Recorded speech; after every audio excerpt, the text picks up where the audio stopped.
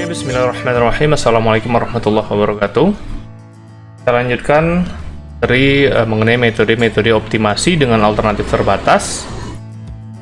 Kali ini kita akan membahas dua metode ya. Jadi multi attribute decision making ini ada beberapa metodenya. Contohnya simple additive weighting, weighted product, Topsys, sama AHP. Di pertemuan kali ini kita hanya membahas dua saja, simple additive weighting dengan weighted product. Yang pertama kita akan bahas dulu mengenai simple additive weighting. Metode ini sering juga dikenal dengan metode penjumlahan terbobot. Ya. Konsep dasarnya adalah mencari penjumlahan terbobot dari rating kinerja pada setiap alternatif pada semua atribut. Ya. Metode SAW ini membutuhkan proses normalisasi matriks keputusan ke suatu skala yang dapat diperbandingkan dengan semua rating alternatif yang ada. Nanti akan kita lihat gimana proses normalisasinya. Nah, disinilah prosesnya, formulanya untuk melakukan normalisasi. Ada dua kemungkinan di sini ya. Prosesnya RIJ itu adalah rating kinerja ternormalisasinya. Itu bisa jadi dua kemungkinan ya cara menormalisasinya. Nah, jika J itu adalah atribut keuntungan ataupun benefit, maka kita akan menormalisasi dengan cara nilai tersebut untuk alternatif I dan atribut J, nilainya dibagikan dengan maksimum nilai XIJ dari keseluruhan alternatif yang ada. Nah, seperti itu caranya. Nah, kebalikannya kalau kita ingin kalau kebetulan atributnya adalah berupa biaya ataupun cost, ya artinya cara untuk menghitung normalisasinya berbeda ya, dengan cara nilai minimum dari semua nilai yang ada di semua alternatif ya dibagikan dengan nilai yang sekarang ingin kita hitung, itu XIJ. Nanti akan kita lihat contohnya seperti apa. Jadi dalam hal ini alternatif contohnya misalnya ada A1, A2 sampai AM, dan untuk kriterianya ya itu ada J1, J2 sampai JN. Ya, itu contohnya. Nah, kemudian kita akan menghitung nilai preferensi untuk setiap alternatif. Ya. Ditandai dengan V, preferensi alternatif ke I, seperti itu. Maaf. Ya, jadi rumusnya cukup dengan menjumlahkan nilai tadi yang sudah dinormalisasi RIJ dikalikan dengan WJ. Ya, WJ itu adalah bobot untuk setiap kriteria. Ya, jadi ratingnya tadi dikalikan dengan bobot, maka dapatlah kita nilai preferensi untuk alternatif ke I, seperti itu. Ya, nilai VI yang lebih besar itu mengindikasikan bahwa alternatif AI lebih terpilih. Ya, jadi di situ kita akan menentukan mana alternatif terbaik untuk dipilih.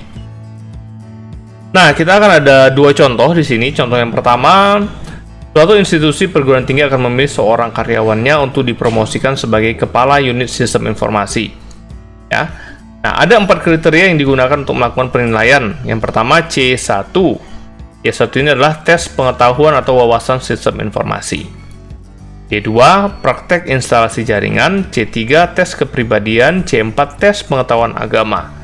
Nah, kalau kita lihat di sini, semua ini adalah atribut keuntungan ataupun benefit. Ya, artinya ini adalah hal yang positif semuanya. Semakin besar nilai ini, semakin baik. Ya, semakin tinggi wawasan informasinya, semakin bagus. Makin mahir dia dalam praktek instalasi jaringan, semakin baik.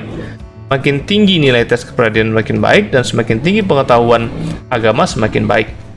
Maka ini atributnya semuanya adalah atribut keuntungan ataupun benefit ya untuk J-nya. Jadi itu untuk alternatif I nanti, J atributnya semuanya dihitung menggunakan rumus yang ini. Ya, untuk menormalisasinya nanti. Nah, kemudian pengambilan keputusan memberikan bobot WJ untuk setiap kriteria sebagai berikut. Ya, misalnya rektor ya menentukan bobot C1 itu 35% kepentingannya. Berarti C1 ini sangat penting. Ya, bobotnya sangat penting.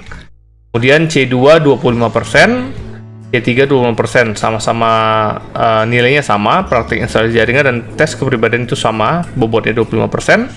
Dan untuk agama itu 15%. Ya, contohnya seperti itu. Nah, kemudian ada 6 orang karyawan yang menjadi kandidat untuk dipromosikan sebagai kepala unit, yaitu Indra, Roni, Putri, Dani, Ratna, dan Mira. Ya, mereka adalah alternatifnya. Ini nanti menjadi alternatif I dalam rumus mencari mencari nilai dari RIJ tadi. Ya, untuk normalisasinya. Nah, ini kita bisa bentuk dalam tabel ya. Contohnya untuk alternatif Indra, Roni, Putri, Dani, Ratna, dan Mira.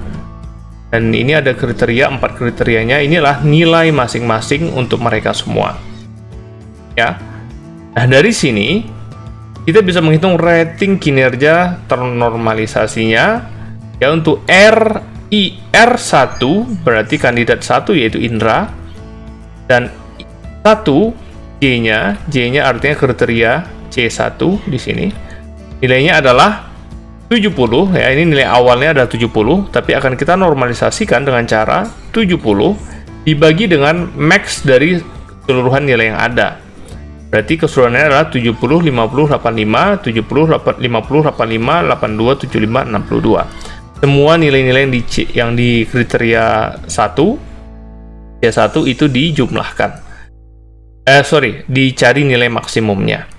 Ya, dalam hal ini adalah nilai maksimum adalah 85, maka dinormalisasi nilai adalah 0,82. Nah, begitu juga dengan yang lainnya, R21, maka alternatif kedua, Roni, untuk kriteria pertama 1, dia nilai adalah 50, 50 dibagikan dengan nilai maksimum, yaitu 50/85 juga, nilai adalah 0,59. Nah, contoh yang berikutnya R12, berarti R untuk Indra 1, alternatif ke 1, dan kriteria kedua 50. Ya, 50 dibagikan dengan maksimum dari sini. Kalau kita lihat maksimumnya adalah 75, yaitu Ratna. Maka 50 dibagi 75, 0,67. Dan seterusnya, ini bisa kalian kerjakan sendiri. Ya. Nah, dari sini kita bisa mendapatkan hasil normalisasi sebagai berikut. Ya, ini untuk kandidat nilai C1, C2, C3, C4 untuk alternatif 1, alternatif 2, 3, 4, 5, 6. Seperti ini ya. Nah, kemudian yang terakhir kita harus memasukkan ke rumus yang tadi, yang ini ya. Proses perankingan dengan menggunakan bobot yang telah diberikan oleh pengambil keputusan. Ya. 0,35, 25, 25, dan 15. Nah, hasil yang diperoleh bagi berikut ya. P1 rumusnya tadi bobot dikalikan dengan R-nya. Nah, kita udah dapat R-nya ini ya untuk setiap alternatif dan setiap kriteria. Tinggal R itu kita kalikan dengan bobotnya, yaitu bobotnya 35 di sini, 25 di sini, 25 juga, terakhir 15. Nah, kita kalikan dan kita jumlahkan, maka hasilnya adalah seperti ini.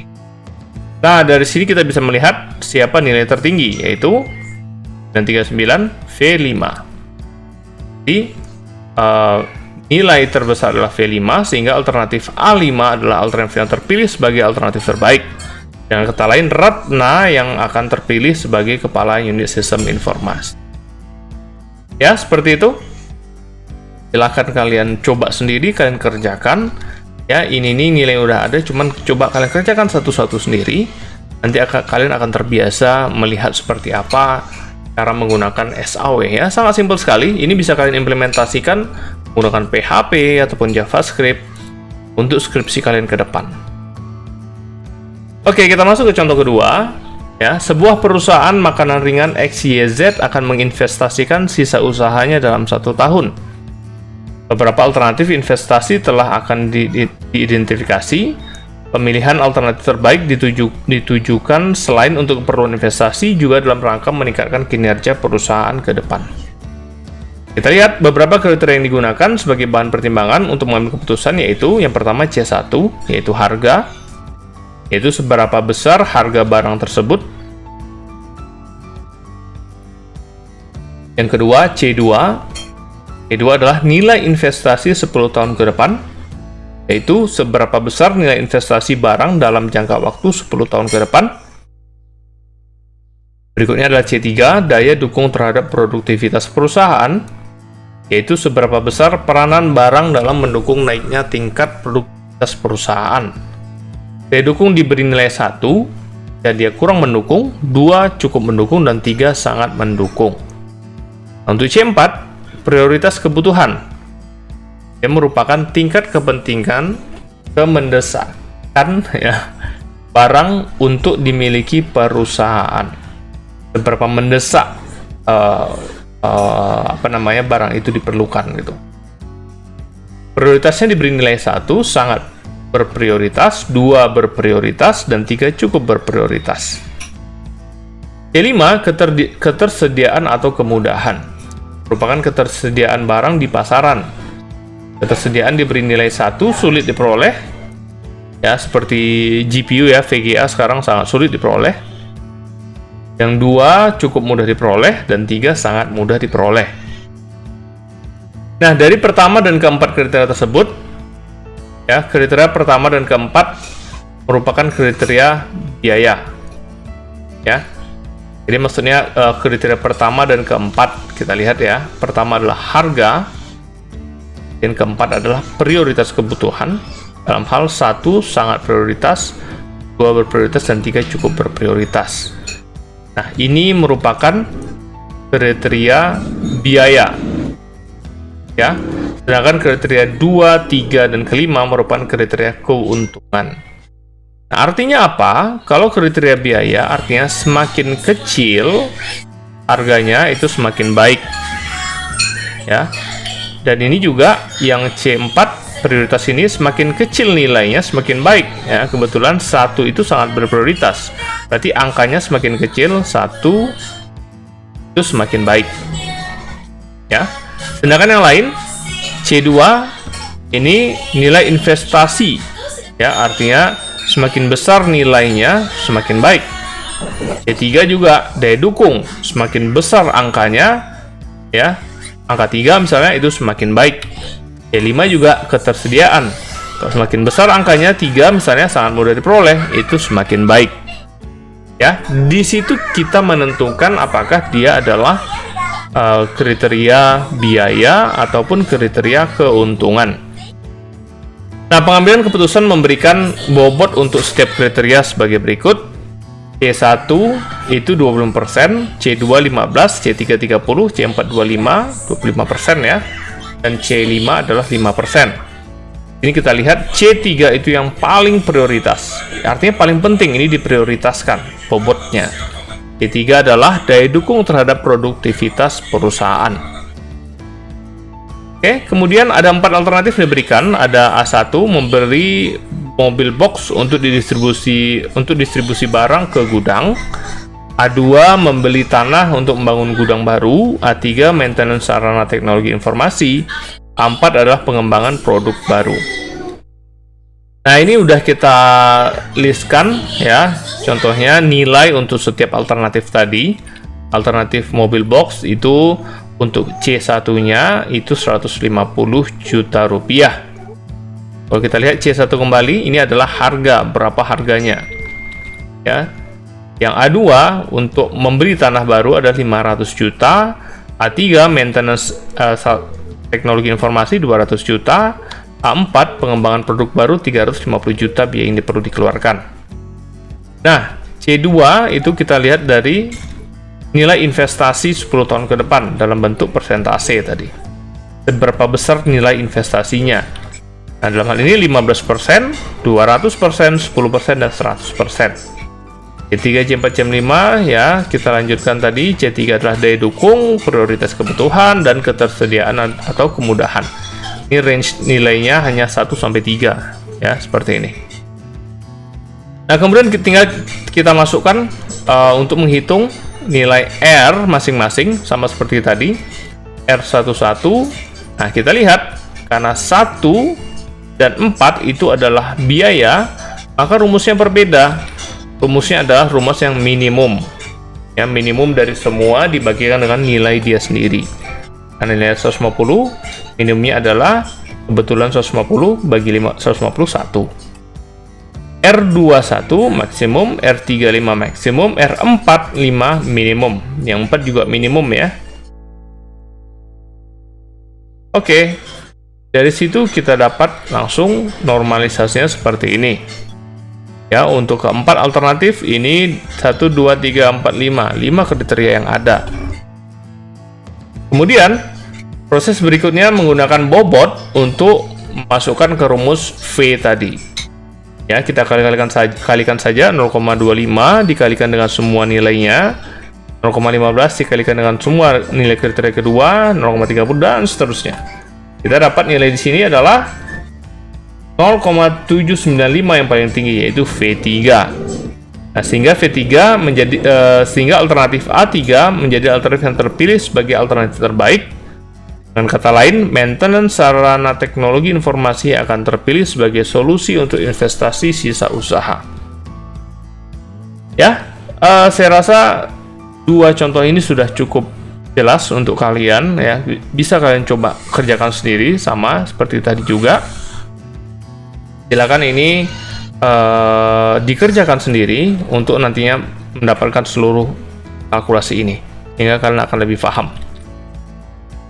Oke, demikian kita masuk ke materi berikutnya, yaitu weighted product, metode weighted product. Bagaimana pula perbedaannya dengan simple additive weighting yang tadi. Oke, weighted product ini menggunakan perkalian untuk menghubungkan rating atribut, di mana rating setiap atribut harus dipangkatkan dengan bobot atribut yang bersangkutan. Jadi ini ada pemangkatan, nanti kita lihat contohnya. Tetap perlu normalisasi seperti biasa. Nah, ini rumusnya, ya. Ini rumus preferensi untuk alternatif A, I bagi berikut, ya. Preferensinya yaitu S. Nah, dengan nilai I, ya.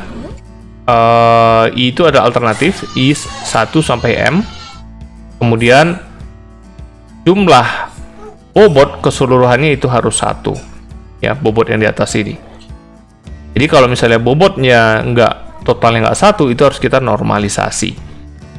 Ya, WJ adalah pangkat bernilai positif untuk atribut keuntungan dan bernilai negatif untuk atribut biaya. Nah, sama halnya kalau tadi, kalau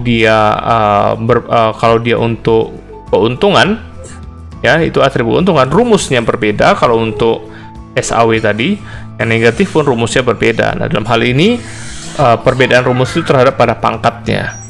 Ya, pangkat positif untuk keuntungan, pangkat negatif untuk atribut biaya. Kita lihat langsung contohnya. Suatu perusahaan di Pekanbaru ingin membangun sebuah gudang yang akan digunakan sebagai tempat untuk menyimpan sementara hasil produksinya. Nah, ada 3 lokasi yang akan menjadi alternatif, yaitu pertama Rumbai, yang kedua Marpoyan, yang ketiga di Panam. Nah, ada 5 kriteria yang dijadikan acuan dalam pengambilan keputusan. Yang pertama, C1, jarak dengan pasar terdekat, kilometer ya, satuannya. Kemudian kepadatan penduduk di sekitar lokasi. Kemudian jarak dari pabrik, dan jarak dengan gudang yang sudah ada, dan juga harga tanah untuk lokasi tersebut.